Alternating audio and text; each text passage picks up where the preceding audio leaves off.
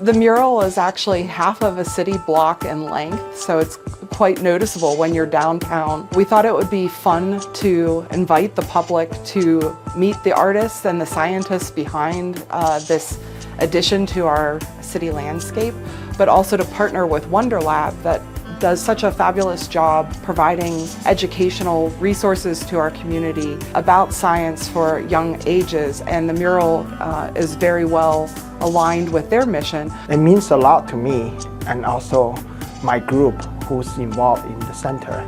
I see this as a great opportunity for my students and also other students in the center to learn how to communicate important science concepts to the general public, and especially to young kids.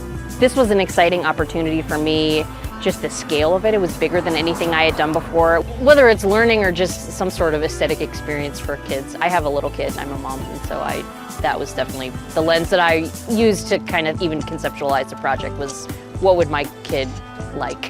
The fact that it's so close to WonderLab is really great. Like, this is the way that a lot of their field trip groups enter, and so just knowing that kids will be one of the principal audiences makes me feel like I've done my job.